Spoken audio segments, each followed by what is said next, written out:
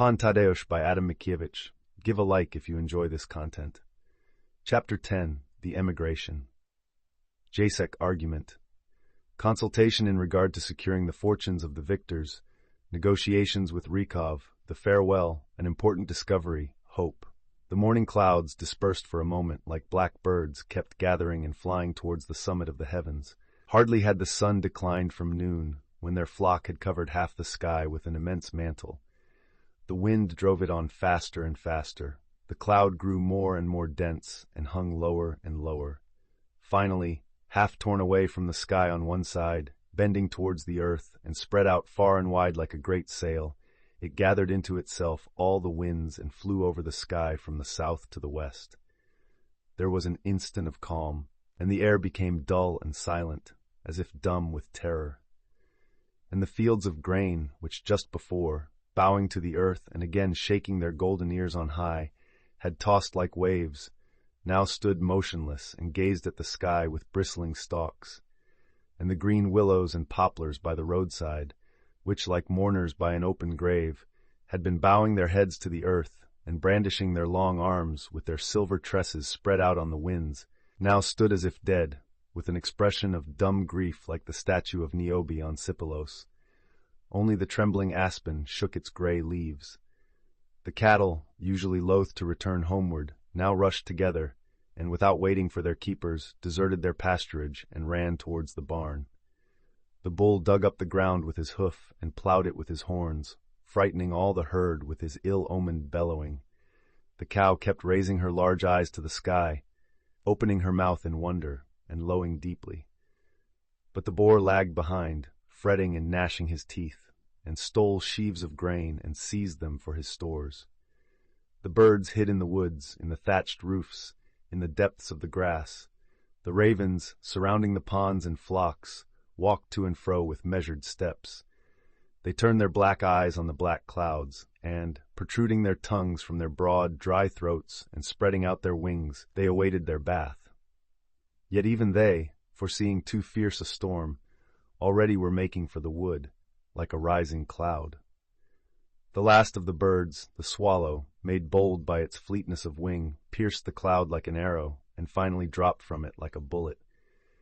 Just at that moment the gentry had finished their terrible combat with the Muscovites, and one and all were seeking shelter in the houses and stables, deserting the battlefield, where soon the elements joined in combat.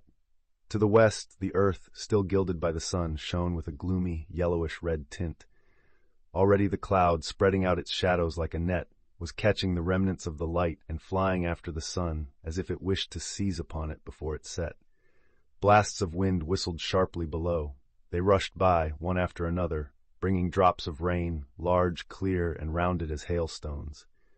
Suddenly the winds grappled, split asunder, struggled, whirled about, and in whistling columns circled over the ponds, stirring the waters in the ponds to their depths.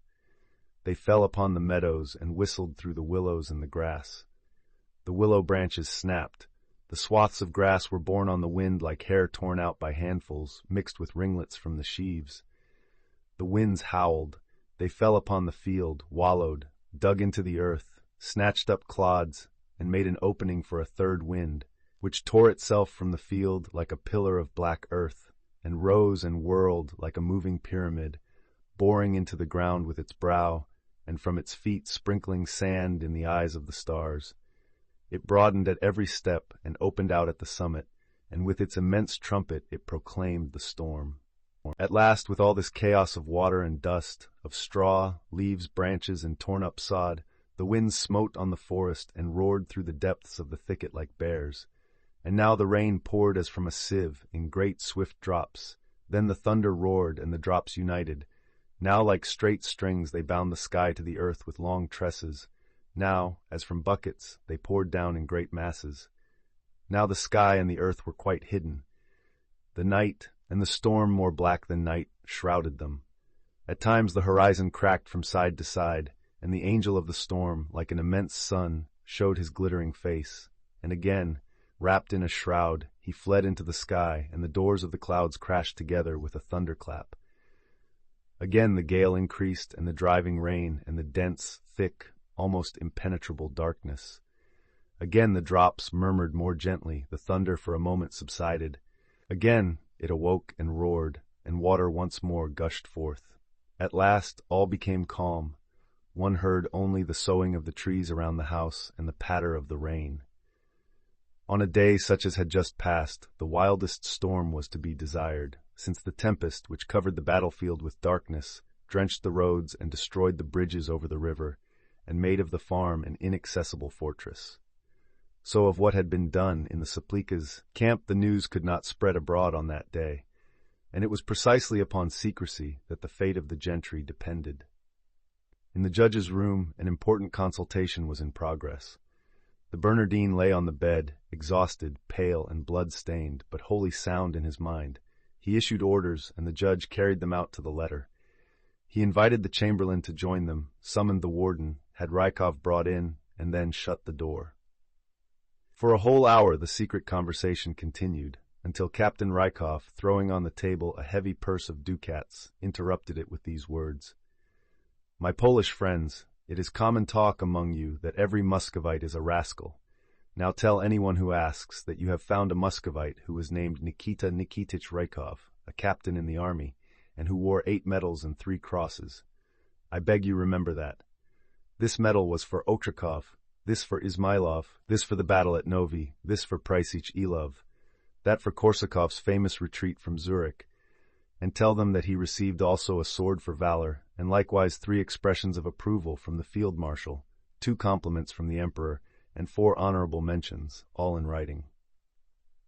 But, Captain," interrupted Roback, "what is going to happen to us if you will not come to terms? You know that you have given your word to hush up this matter."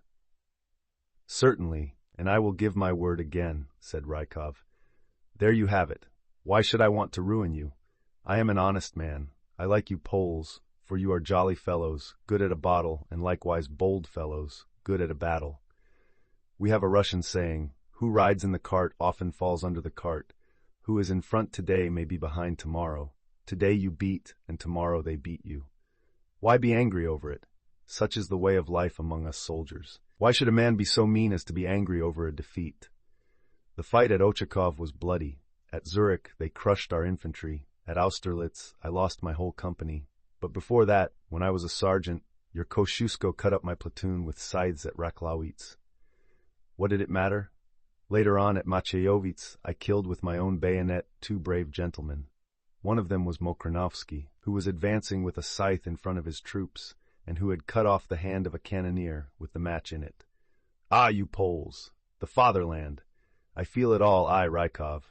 The Tsar gives the order, but I am sorry for you. What have we against the Poles?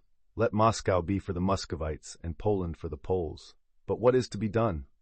The Tsar will not permit it." The judge replied to him, "Captain, that you are an honest man all in this district know, where you have been quartered for many years. Good friend, be not angry at this gift. We did not wish to offend you. These ducats we have ventured to collect because we know that you are not a rich man."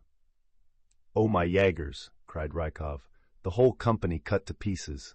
My company. And all the fault of that Plut. He was the chief in command. He will have to answer for it to the Tsar. But, gentlemen, take those pennies for yourselves. I have my captain's pay, such as it is, enough for my punch and for a pipe of tobacco. But I like you, gentlemen, because with you I eat, drink, and am merry. With you I can have a friendly talk, and thus my life passes. So I will protect you, and when the inquiry comes up, on my word of honor, I will testify in your favor. We will say that we came here on a visit, had a drink, danced, got a trifle tipsy, and that Plut accidentally gave the word to fire. Then came a battle, and the battalion somehow melted away. If you gentlemen will only grease the inquiry with gold, it will come out all right. But now I will repeat to you what I have already said to that gentleman with the long sword, that Plut is the first in command, I the second. Plut is still alive, and he may play you a trick that will be your ruin, for he is a cunning specimen. You need to stuff his mouth with banknotes. Well, my friend, you with the long sword, have you called on Plut already? Have you had a talk with him?" Gerwazy looked around and stroked his bald pate. He made a careless motion of his hand, as if to signify that he had already arranged the whole matter. But Rykov persisted.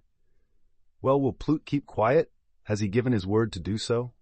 The warden, vexed that Rykov should torment him with questions, solemnly bent down his thumb to the ground, and then, with a wave of the hand, as if to cut short further discourse, he said, I swear by my penknife that Plut will not betray us.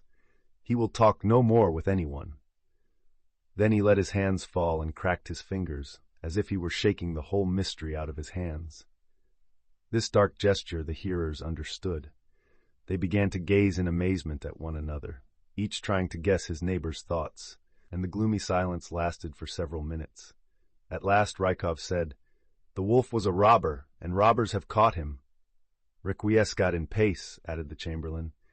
In this was the finger of God, said the judge. But I am not guilty of this blood. I did not know of this. The monk rose on the pillows and sat up with gloomy mien. At last he said, looking sharply at the warden, It is a great sin to slay an unarmed captive. Christ forbids us to take vengeance even on our enemies. Ah, warden, you will answer heavily for this to God. There is but one ground of pardon, if the deed was done not from stupid vengeance, but pro publico bono. The warden made a motion with his head and with his outstretched hand, and blinking repeated, Pro publico bono. There was no more talk of Major Plut. Next day they sought vainly for him in the yard, and vainly offered a reward for his body. The major had perished without leaving a trace behind, as though he had fallen into the water. As to what had become of him, there were various rumors, but no one knew with certainty, either then or later. In vain they tormented the warden with questions. He said nothing but these words, Pro publico bono. The seneschal was in the secret, but, bound by his word of honor, the old man kept silent as if under a spell. After the conclusion of the agreement, Rykov left the room and Roback had the warrior gentry called in, to whom the chamberlain gravely discoursed as follows. Brothers, today God has favored our arms, but I must confess to you in plain terms that evil results will follow these untimely battles. We have erred, and each one of us here is to some degree at fault. The monk Roback, for spreading tidings too zealously, the warden and the gentry, for completely misunderstanding them. The war with Russia will not begin for some time. Meanwhile, those who took the most active part in the battle cannot without danger remain in Lithuania. So, gentlemen, you must flee to the Grand Duchy of Warsaw. To be specific, Maciej, called Baptist, Thaddeus, Bucket, and Razor must depart over the Niemen, where the hosts of our nation await them. We will throw the whole blame on you who are gone, and on Plut, and thus we shall save the rest of your kindred. I bid you farewell, but not for long. There are sure hopes that in spring the dawn of freedom will arise for us, and Lithuania, who now bids you farewell as wanderers, will soon behold you again as her victorious deliverers. The judge is preparing everything needful for the journey, and, so far as I am able, I will aid you with money. The gentry felt that the chamberlain counseled wisely. It is well known that whoever has once quarreled with the Russian Tsar can never conclude a lasting peace with him on this earth, and must either fight or rot in Siberia. So, saying nothing, they looked gloomily at one another and sighed. In token of agreement they nodded their heads. The Pole, though famous among the nations because he loves his native land more than life, is nevertheless always prepared to abandon it, and to travel to the ends of the earth, to live long years in poverty and contempt, struggling with men and with fate, so long as amid the storm there shines upon him this hope, that he is serving the fatherland. They declared that they were ready to depart at once. However, this plan did not meet with Pan Boukman's approval. Boukman, prudent man that he was, had not meddled in the battle, but as soon as he heard that they were having a consultation, he hastened to put in his word. He thought the project good, but wanted to alter it, to develop it with more precision, to explain it more clearly, and first of all, legally to appoint a commission, which should consider the aims of the emigration, the means and methods, and likewise various other matters. Unfortunately, the shortness of the time prevented them from adopting Boukman's advice. The gentry took a hasty farewell and at once started on their journey. But the judge retained Thaddeus in the room and said to the monk, "It is time for me to tell you what I learned with certainty only yesterday, that our Thaddeus is sincerely in love with Zosia. Let him ask her hand before his departure." I have spoken with Telemina, and she no longer opposes the match. Zosia also agrees to the wishes of her guardians. If we cannot today make the pair happy by marriage, then at least, brother, we may betroth them before his departure. For the heart of a young traveler, as you know well, is exposed to various temptations. And yet, when a young man glances at his ring and calls to mind that he is already a husband, at once the fever of temptations in a foreign land subsides. Believe me, a wedding ring has great force. I myself, 30 years ago, had a great passion for Panna Marta, whose heart I won. We were betrothed, but God did not bless that union. He left me alone on earth, taking to his glory the fair daughter of my friend, the seneschal Hrecheka. There was left to me only the memory of her virtues and her charms, and this golden wedding ring. Whenever I have looked upon it, the hapless girl has always appeared before my eyes, and thus, by the grace of God, I have preserved till now my plighted faith, and without ever having been a husband, I am now an old widower, though the seneschal has another daughter, very fair and very like my beloved Marta. So saying, he gazed tenderly at the ring, and wiped the tears from his eyes with the back of his hand.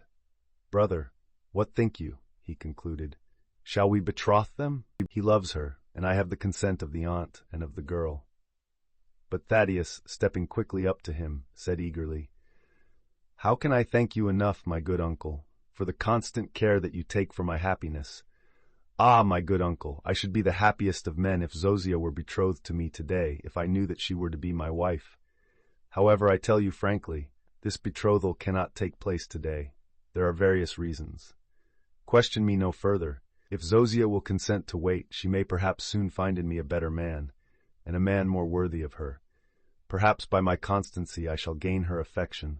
Perhaps I shall adorn my name with some trifling glory. Perhaps I shall soon return to the home of my fathers. Then, uncle, I shall remind you of your promise. Then on my knees I shall greet my dear Zosia, and if she is free I shall beg her hand. But now I am abandoning Lithuania, perhaps for long, and perhaps in the meantime another man may win Zosia's favor. I do not wish to bind her will, and to beg for an affection that I have not deserved would be a base act. While the young man, much moved, was uttering these words, 2 tears, like 2 great round pearls, shone in his great blue eyes and rolled down quickly over his rosy cheeks. But the curious Zosia, from the depths of the alcove, had been following this mysterious conversation through a crack. She had heard Thaddeus tell frankly and boldly of his love, and with fluttering heart she had seen those 2 great tears in his eyes. Though she could not find the key to his mystery, why he had fallen in love with her, why he was abandoning her, and where he was departing, nevertheless this departure made her sad. For the first time in her life she heard from the lips of a youth the great and marvelous news that she was beloved. So she ran to the little altar of the house and took from it a picture and a small reliquary. The picture was of Saint Genevieve, and in the reliquary was a bit of the robe of Saint Joseph the bridegroom, the patron of youths and maidens who are betrothed. With these sacred objects she entered the room. Are you going away so soon? I want to give you a little present for the journey, and a bit of warning too. Always carry with you these relics and this picture, and remember Zosia. May the Lord God guide you in health and happiness, and may he soon guide you back prosperously to us. She ceased and lowered her head. Hardly had she closed her blue eyes when floods of tears escaped from under her lashes, and Zosia stood there silent, with closed eyelids, shedding tears like diamonds. Thaddeus, taking his gifts, kissed her hand, and said, Panna Sophia, now I must bid you goodbye. Farewell, do not forget me, and deign sometimes to repeat a prayer for me. Sophia. He could say no more, but the Count, who had entered unexpectedly with Telemina, and had observed the tender farewell of the young pair, was much moved, and said with a glance at Telemina, How much beauty is there even in this simple scene, when the soul of the shepherdess and the soul of the warrior, like a boat and a ship during a storm at sea, must at last be parted. In very truth, nothing so kindles the feelings in the heart as when heart separates from heart. Time is like a blast of wind. It extinguishes only the little candle. A great flame it fans to an even mightier conflagration, and my heart also is capable of loving even more mightily at a distance. Pan Soplica, I regarded you as my rival. That mistake was one of the causes of our lamentable quarrel, which forced me to draw the sword against your household. I perceive my mistake, for you sighed to the little shepherdess, while I had given my heart to this fair nymph. Let our differences be drowned in the blood of our country's enemies. We will no longer fight each other with the murderous steel. Let our amorous strife be settled otherwise. Let us contend which shall surpass the other in the feeling of love. Let us both leave behind the dear objects of our hearts. Let us both hasten against swords and spears. Let us contend with each other in constancy, sorrow, and suffering, and pursue our country's enemies with our manly arms. He spoke and glanced at Telemina, but she made no reply, being overcome with amazement. My dear Count, interrupted the judge, why do you insist on departing? Believe me, you had best remain in security on your estate. The poor gentry may be skinned and scourged by the government, but you, Count, are sure of being left whole. You know what sort of government you have to deal with. You are fairly wealthy, and may ransom yourself from prison at the cost of only half your income for 1 year. That is not in concord with my character, said the Count. Since I cannot be a lover, I will be a hero. Amid the cares of love, I will call on glory as my comfortress. Since I am a beggar of heart, I will be mighty of hand. Who hinders you from loving and being happy? Inquired Telemina. The power of my destiny, said the Count. Mysterious forebodings that with a secret impulse urge me to foreign lands and to unwanted deeds. I confess that today I wished in honor of Telemina to light the flame on the altars of Hymen, but this youth has given me too fair an example by tearing off his marriage wreath of his own free will and rushing to test his heart amid the hindrances of changeful fortune and amid the bloody chances of war. Today for me, too, a new epoch is opened. Brabante Rocca has resounded with the renown of my arms. May this renown spread far and wide in Poland also. He concluded, and proudly smote his sword hilt. It is hard to blame such a desire, said Roback. Depart, but take money with you. You may equip a company of soldiers, like Włodzimierz Potocki, who amazed the French by contributing 1 million to the treasury, or like Prince Dominic Radziwill, who abandoned his lands and goods and furnished 2 fresh regiments of cavalry. Go, go, but take money. Across the Niemen we have hands enough, but money is scarce in the Grand Duchy. Go, we bid you farewell. Alas, said Telemina with a mournful glance, I see that nothing will restrain you. My knight, when you enter the lists of battle, turn a feeling gaze on the colors of your beloved. Here she tore a ribbon from her dress, made a cockade, and pinned it on the Count's bosom. May these colors guide you against fiery cannon, against shining spears and sulphurous rains.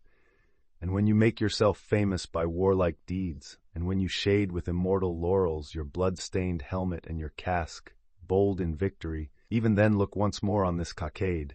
Remember whose hand pinned upon you these colors. Here she offered him her hand. The Count knelt and kissed it. Telemena raised her handkerchief to one eye, but with the other eye she looked down on the Count, who was bidding her farewell with deep emotion. She sighed, but shrugged her shoulders. But the judge said, Hurry up, my dear Count, for it is already late. And the monk Roback called out with a threatening mien, Enough of this, hurry up. Thus the orders of the judge and the monk separated the tender pair, and drove them from the room. Meanwhile Thaddeus had embraced his uncle with tears and was kissing Roback's hand. Roback, pressing the lad's brow to his breast and hiding his palms crosswise on his head, gazed aloft and said, My son, may God be with you. Then he began to weep. But Thaddeus was already beyond the threshold. What, brother? Asked the judge. Will you tell him nothing? Not even now? Shall the poor lad still remain in ignorance, now that he is going to leave us? No, nothing, said the monk, after a long interval of weeping, his face covered by his hands. Why should the poor fellow know that he has a father who has hidden himself from the world as a scoundrel and a murderer? God sees how I long to tell him, but of that consolation I will make an offering to God, to expiate my former sins. Then, said the judge, it is now time for you to think of yourself. Pray reflect that a man of your age, in your weak condition, would be unable to emigrate along with the others. You have said that you know a little house where you must hide. Tell me where it is. We must hasten. The wagon is waiting, ready harnessed. Would it not be better to go to the woods, to the forester's hut. "Early tomorrow morning will be time enough," said Roback, nodding his head. "Now, my brother, send for the priest to come here as quickly as may be with the viaticum. Send off every one but the warden, and shut the door." The judge carried out Roback's instructions and sat down on the bed beside him, but Gerwazi remained standing, resting his elbow on the pommel of his sword and leaning his bent brow on his hands.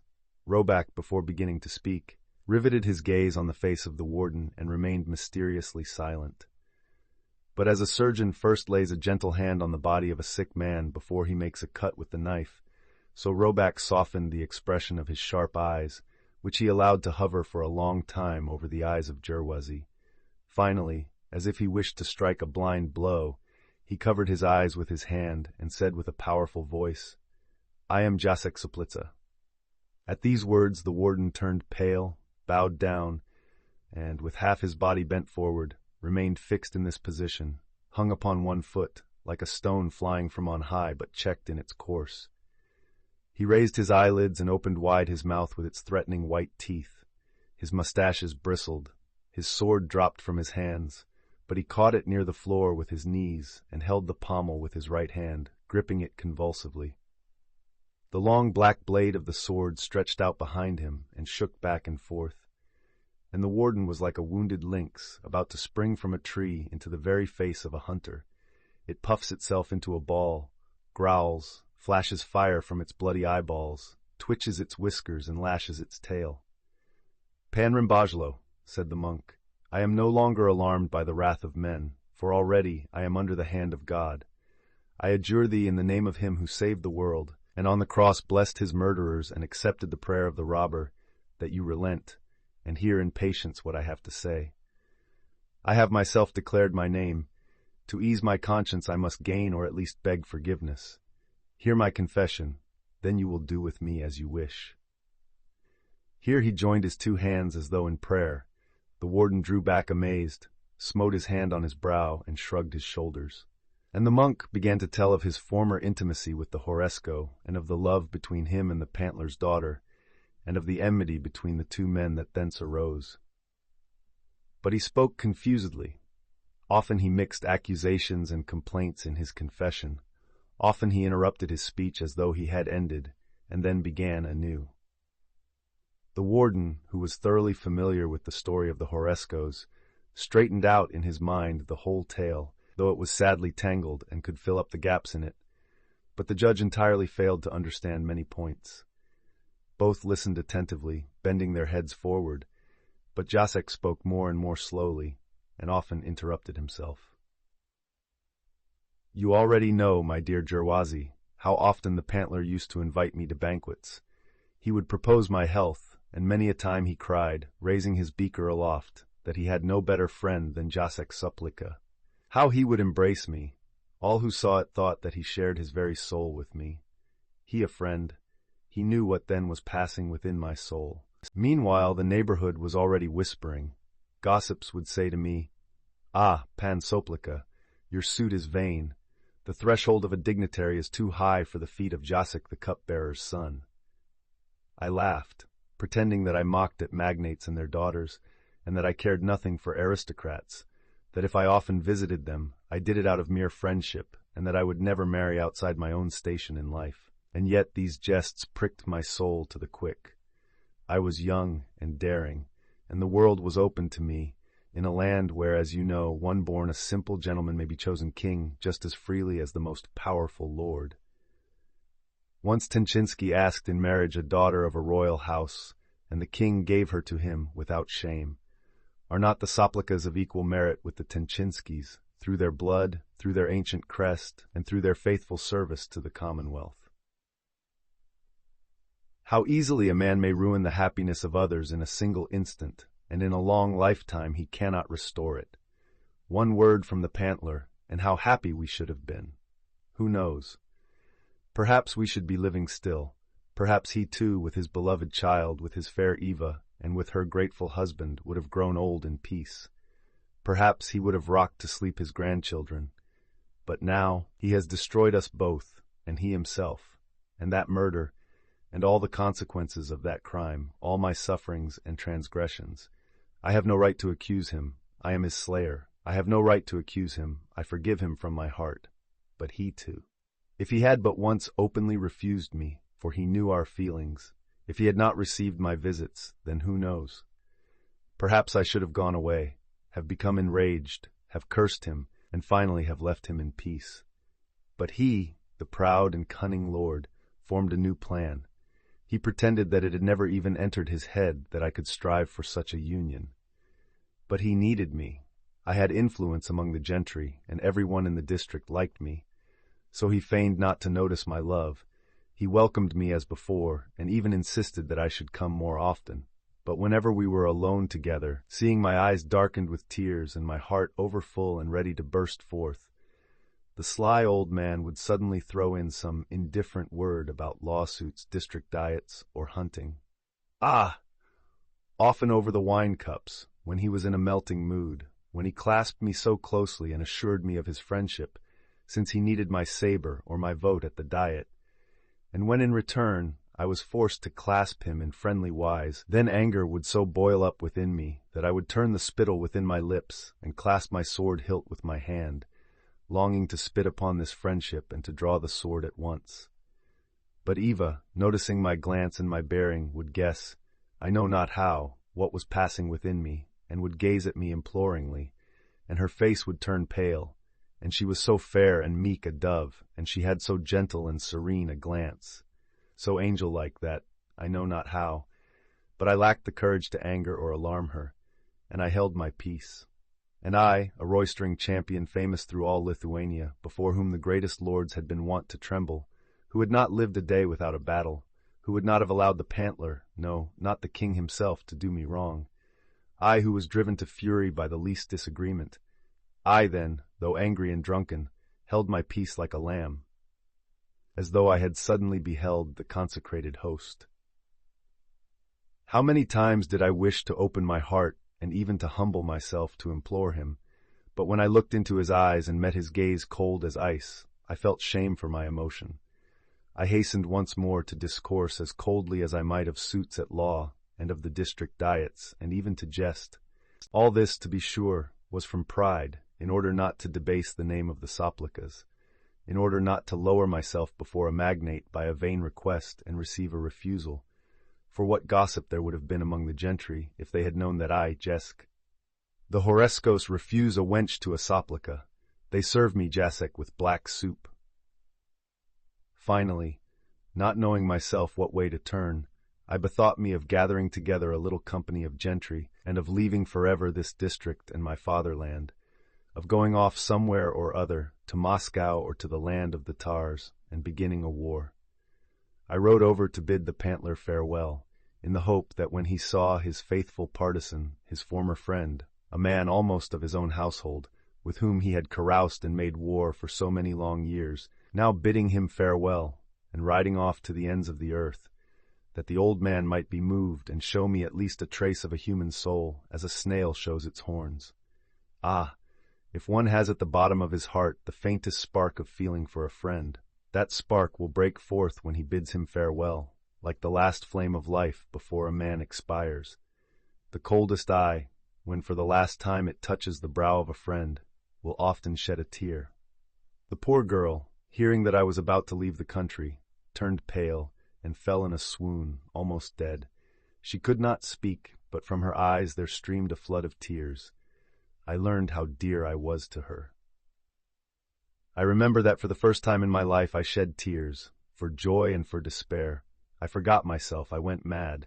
I was ready once more to fall at her father's feet, to cling like a serpent about his knees, to cry out, "Dear father, take me for your son or slay me." Then the pantler, sullen, cold as a pillar of salt, polite and indifferent, began a discourse. Of what? Of what? Of his daughter's wedding. At that moment, O Gerwazi, dear friend, consider, you have a human heart. The pantler said, "Pan Soplica, a wooer has just come to me on behalf of the Castellan's son. You are my friend. What do you say to that? You know, sir, that I have a daughter, fair and rich, and the Castellan of Witebsk. That is a low, parvenu seat in the Senate. What do you advise me, brother?" I have entirely forgotten what I said in reply to that, probably nothing at all. I mounted my horse and fled. "Jacek," cried the warden, "you are clever at finding excuses. Well, they do not lessen your guilt, for it has happened many a time ere now that a man has fallen in love with the daughter of a lord or king, and has tried to capture her by force, has planned to steal her away, or to avenge himself openly, but so stealthily to kill him, a Polish lord in Poland, and in league with the Muscovites." "I was not in league with them," answered Jacek in a voice full of sorrow. "Seize her by force? I might have. From behind gratings and locks I would have snatched her. I would have shattered this castle of his into dust. I had behind me Dobrzin and 4 other hamlets. Ah, would that she had been such as our plain gentlewomen, strong and vigorous. Would that she had not dreaded flight and the pursuit, and could have borne the sound of clashing arms. But the poor child! Her parents had shielded her so carefully that she was frail and timid.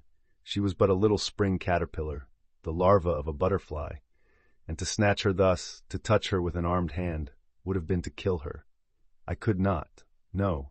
To avenge myself openly and tumble the castle into ruins by an assault, I was ashamed, for they would have said that I was avenging myself for my rejection.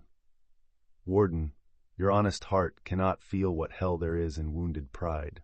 The demon of pride began to suggest to me better plans, to take a bloody revenge, but to hide the reason for my vengeance, to frequent the castle no more and to root out my love from my heart, to dismiss Eva from my memory and to marry another, and then later to find some pretext for a quarrel and to take vengeance.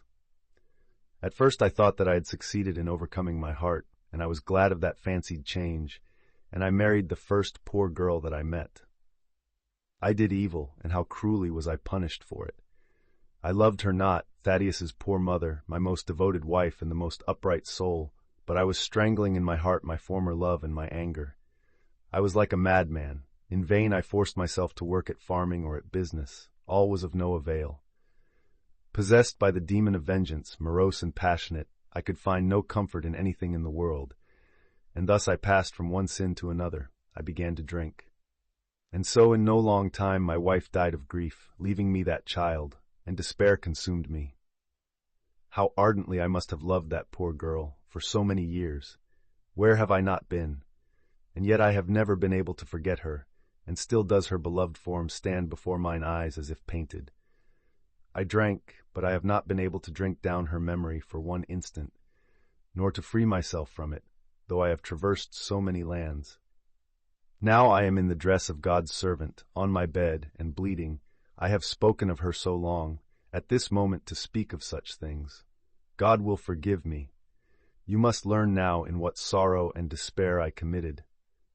That was but a short time after her betrothal. Everywhere the talk was of nothing but her betrothal. They said that when Eva took the ring from the hand of the Wojewoda she swooned, that she had been seized with a fever, that she had symptoms of consumption, that she sobbed continually. They conjectured that she was secretly in love with someone else. But the Pantler, calm and gay as ever, gave balls in his castle and assembled his friends. Me he no longer invited. In what way could I be useful to him? My scandalous life at home, my misery, my disgraceful habits had brought upon me the contempt and mockery of the world. Me, who once, I may say, had made all the district tremble. Me, whom Radziwill had called my dear. Me, who, when I rode forth from my hamlet, had led with me a train more numerous than a prince's. And when I drew my sabre, then many thousand sabres had glittered round about, striking terror to the lord's castles. But now the very children of the peasant boors laughed at me. So paltry had I quickly made myself in the eyes of men. Jacek Soplica, he who knows the feeling of pride. Here the Bernardine grew weak and fell back on the bed, and the warden said, deeply moved, "Great are the judgments of God. It is the truth, the truth. So is it you? And are you Jacek, the Soplica, in a monk's cowl? Have you been living a beggar's life? You whom I remember when you were strong and rosy, a handsome gentleman, when lords flattered you, when women went mad over you, the mustachioed champion, that was not so long ago. It is grief that has aged you thus. How could I fail to recognize you from that shot, when you hit the bear with so sure an aim? For our Lithuania had no better marksman than you, and next to Maciek you were also the foremost swordsman. It is the truth. Once the gentlewomen sang of you, when Jacek twirls his whisker, men tremble far and near. gainst whom he knots his whisker, that man feels mortal fear. Though he be Prince Radziwill, to fight he will not dare. You tied a knot against my lord, unhappy man, and is it you? Fallen to such a state, the mustachioed Jacek, a monkish almsgatherer. Great are the judgments of God, and now, ha! You cannot escape the penalty. I have sworn, he who has shed a drop of the Horeszkos blood. Meanwhile the monk had raised himself to a sitting posture on the bed, and he thus concluded, I rode around the castle. Who can tell the names of all the devils that filled my head and heart?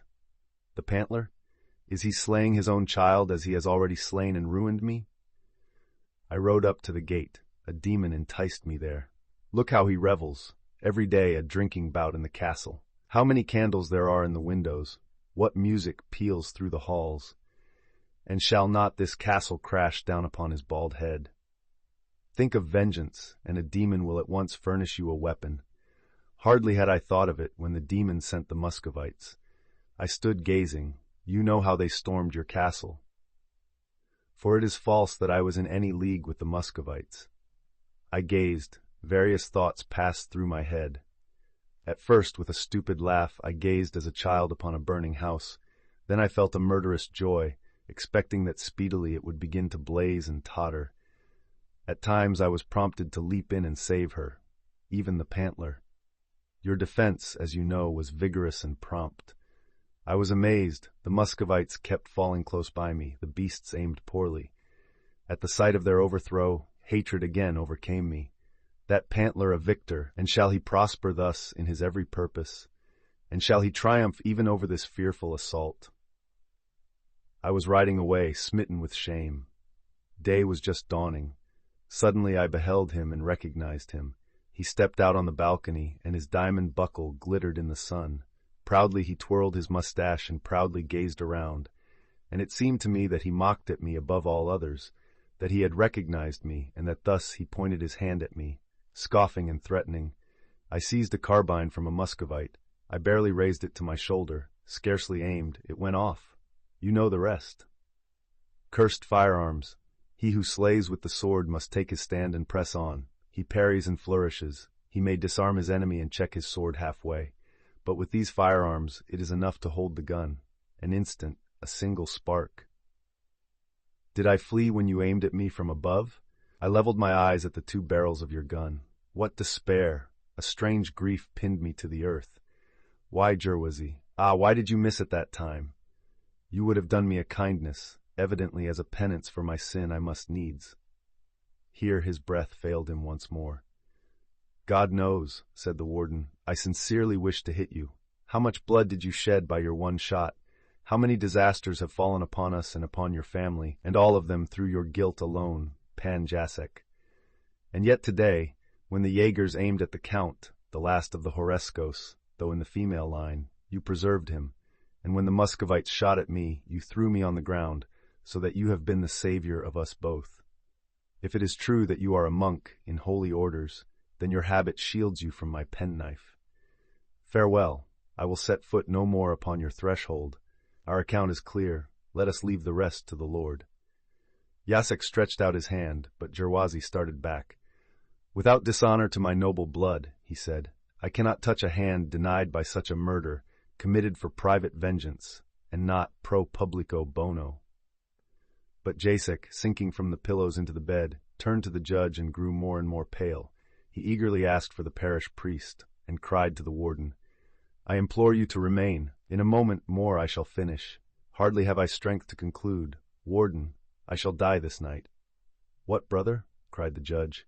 I have seen your wound. It is trifling. Why do you say this? Send for the priest. Perhaps it has been ill-tended. I will send for the doctor. He is at the apothecary's. It is too late, brother, interrupted the monk. In the same place I have an earlier gunshot wound.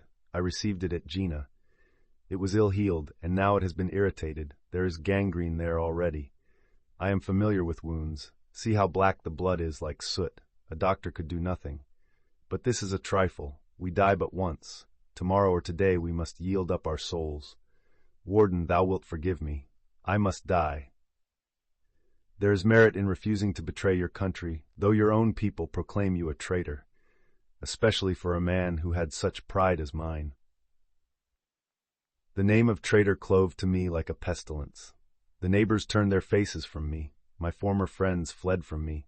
The timid greeted me from afar and turned aside. Even a mere peasant boor or a Jew, though he bowed, would, as he passed by, smite me with a sneering laugh. The word traitor rang in my ears and echoed through my house and over my fields. That word from morn till dark hovered before me like a spot before a sick man's eye. And yet I was not a traitor to my country. The Muscovites showed by acts of violence that they regarded me as one of their partisans. They gave the Soplicas a considerable part of the dead man's estates. Later, the Targowica Confederates wished to bestow an office upon me.